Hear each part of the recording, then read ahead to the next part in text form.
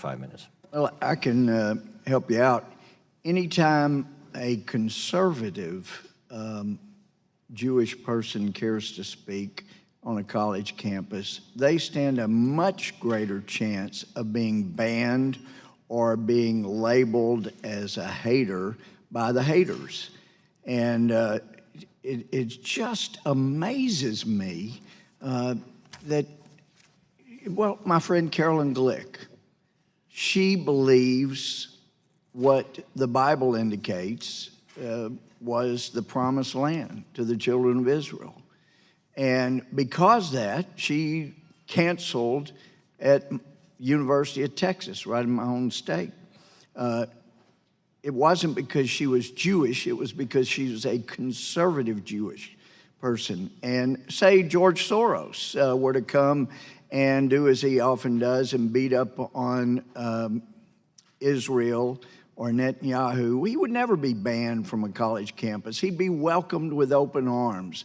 So let's be real here. We're talking about particularly conservative Jewish people. Now, when it comes to school children, when it comes to people that get swastikas put on their lockers and things like that, or vile things said about them, that seems to be just because they're Jewish. And I got to tell you, I majored in history in college.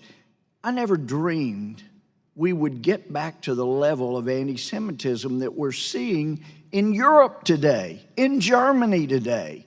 And I brought up to some German ministers back in August when some of us were visiting over there, how ironic it seemed to me to be that you had Germany that wanted to show, and I'm speaking to ministers of the country, so I'm being respectful, but how Germany, since World War II, since the Holocaust, has gone out of their way to try to show how open and loving they are to all peoples. So they bend over backwards to bring in what they think are Muslim refugees, some of which are not. They're there to, bring down Europe, as the Battle of Vienna prevented previously. But,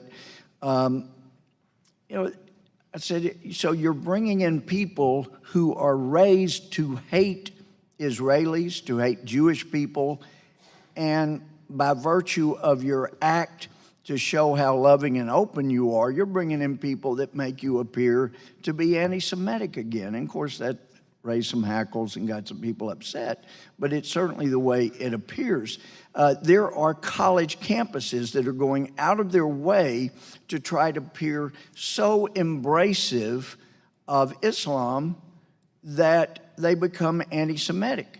And when my friend condemns my friends, and I mean true friends, Bannon and Gorka, they were called, these guys are not anti-Semitic and they are not anti-Muslim, but they certainly recognize that there is a portion of Muslims who believe the United States and the Western civilization must be brought down.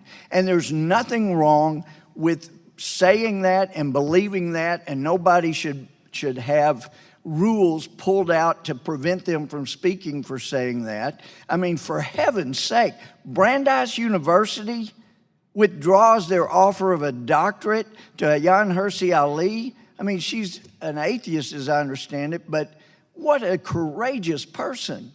I mean, what happened to Brandeis? I mean, have they forgotten why they were founded? I know Harvard and Yale forgot how they were founded. They don't want conservative Christians or conservative Jews coming in and speaking, but they'll welcome anybody that'll come in and bash Israel. So I welcome all the comments I've been hearing from people across the aisle condemning anti-Semitism, but I would hope my friends will be just as upset when it's a conservative Jew. And as far as the boycott that seems to be growing across the world, and particularly in Europe, of anything made in Israel, it's just another effort to slam Israel. But I have stood there at the tomb of King David's father, Jesse, in Hebron. Hebron also is where Abraham and Sarah and Isaac and Jacob, their wives, are buried right there. And I'm supposed to say that that is absolutely not Israeli territory and we should ban anything coming from that area? That is ridiculous, and we need to be more realistic in our assessment of what truly is anti-Semitism. It applies when it's a conservative Jew. Thank you. I yield back. I see my time's up.